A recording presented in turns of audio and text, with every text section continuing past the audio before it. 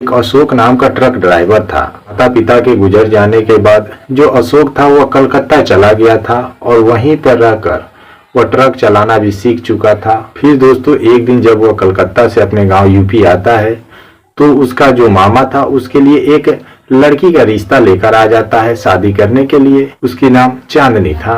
उसके बाद दोस्तों जो अशोक था वह अपने मामा का बात मान लेता है और बात मानकर चांदनी के साथ शादी करने के लिए राजी हो जाता है। दोस्तों उसके बाद जब अशोक की शादी तय हो जाती है तो अशोक अपने शादी की तैयारी में लग जाता है।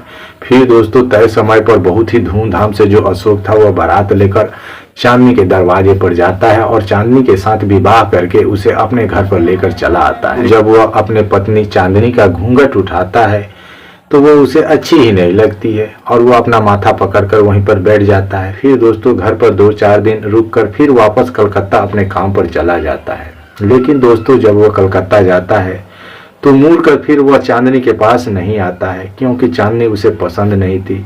फिर दोस्तों एक दिन अशोक न चाहते हुए भी चला आता है और दोस्तों जब आता है तो वह चांदनी के पास जाता है और जब जाता है तो चांदनी बहुत जल्द थक जाती है और गहरी नींद में सो जाती है। लेकिन अशोक को नींद ही नहीं आता है क्योंकि अशोक को वह पूरी अच्छी तरह से खुश नहीं कर पाती थी। फिर दोस्तों एक दिन जब अशोक चांदनी के पास रात के समय में जाता है तो चांदनी बहुत जल्द थक जाती है और गहरी नींद में सो जाती है। यह देखकर अशोक काफी गुस्सा हो जाता है। उसके बाद दोस्तों जो अशोक था वह सोचता है कि क्यों नहीं चांदनी के माँ से चांदनी की शिकायत किया जाए कि वह उसे खुश नहीं कर पाती है, उसके साथ नहीं रहना है। फिर दोस्तों अगले दिन जब सुबह होता है तो अशोक पहली बार अपने ससुराल जाता है और जब ससुराल जाता है तो उसका मुलाकात अपने सास से हो जाती है।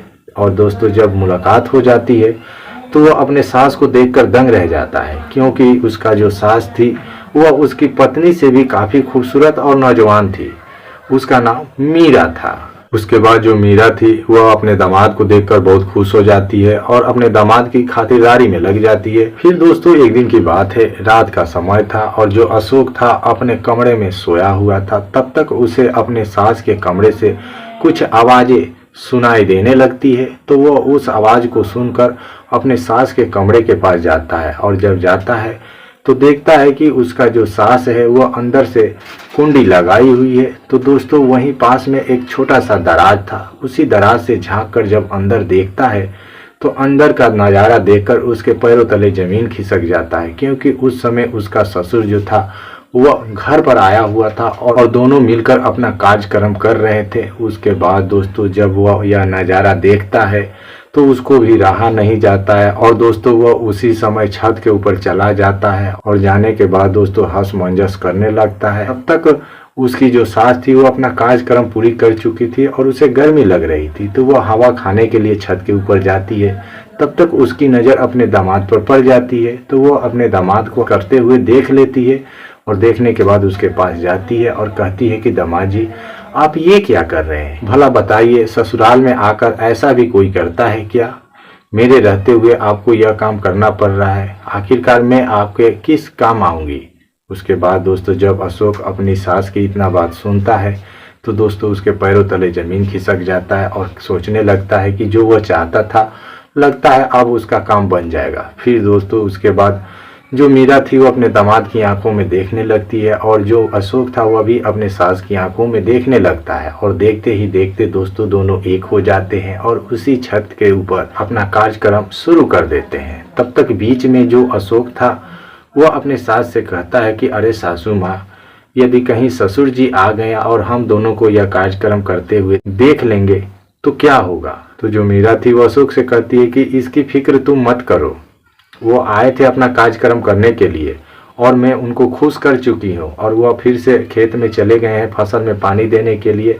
अभी घर पर केवल हम 2 लोग ही हैं, हमारे सिवाय दूसरा कोई नहीं है। आप निश्चिंत होकर अपना कार्यक्रम कीजिए। उसके बाद दोस्तों जो अशोक था वह पूरी अच्छी तरह से अपना मनोकामना अपने सास से पूरा कर लेता है और दोस्तों जब सुबह होता है तो दोनों अपने अपने कमरे में आकर सो जाते हैं। उसके बाद जब सुबह के 8 बजते हैं तो जो अशोक का ससुर था वह घर पर आता है और घर पर आने के बाद दोस्तों सबको जगाता है। फिर उसके बाद जो मीरा थी वो अपने दामाद और अपने पति के लिए चाय वाय बनाती है, सबको नाश्ता पानी कराती है। फिर दोस्तों वे लोग अपने अपने दिनचर्या में लग जाते हैं। लेकिन दोस्तों फिर जब रात होती है, जो अशोक था वो मीरा के पास चला जाता है और जाने के बाद दोस्तों फिर से वह अपना कार्यक्रम शुरू करने के लिए उकसाने लगता है। आप में जो कला है वो आपके बेटी में नहीं है। मेरे शादी के इतने दिन हो गए लेकिन आज तक वो मुझे ढंग से खुश तक नहीं कर सकी है, और एक आप हैं जो मुझे क्षण भर में ही खुश कर देती हैं। आपकी बेटी वैसी नहीं है। तो मीरा कहती है कि अरे दामाद जी, अभी बच्ची है, बाद में चलकर सब कुछ ठीक हो जाएगा। आप थोड़ा सा धैर्य रखिए, पेशेंस रखिए, आपको जरूर न जरूर एक दिन मेरी बेटी खुश करेगी। उसके बाद दोस्तों दोनों फिर से एक हो जाते हैं और एक हो जाने के बाद दोस्तों अपना कार्यक्रम शुरू कर देते हैं। फिर दोस्तों पूरी रात जो अशोक था वो अपने सास मीरा को इस कदर हिलाता है कि दोस्तों जो मीरा थी वो वाह वाह बोलने लगती है और कहती है कि रहने दीजिए दामाद जी, आज तो आपने वो कर दिखाया जो आज के पहले आपके ससुर जी भी नहीं किया था। और दोस्तों उसके बाद दोनों एक दूसरे से अलग होकर वहीं पर गहरी नींद में सो जाते हैं।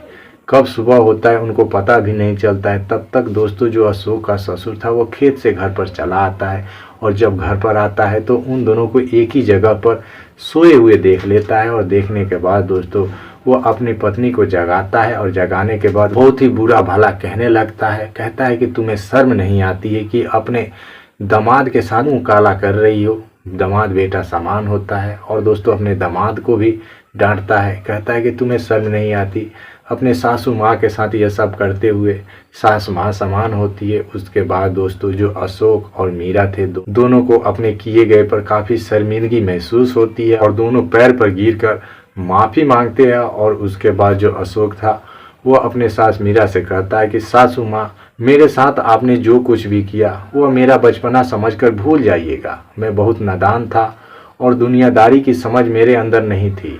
जो मेरी पत्नी चांदनी है वही अच्छी है, और आज के बाद मैं अपने पत्नी के साथ ही खुश रहूँगा, और जो भी इच्छाएं और ज़रूरत मेरा है वह पूरा करूँगा। उसके बाद दोस्तों वह दोनों सास ससुर से माफ़ी मांगकर और भूल जाने को बोलकर अपने घर चला जाता है। और जाने के बाद दोस्तों वह ठीक ठाक से रहने लगता है और अपनी पत्नी चांदनी को भी मान दुलार करता है।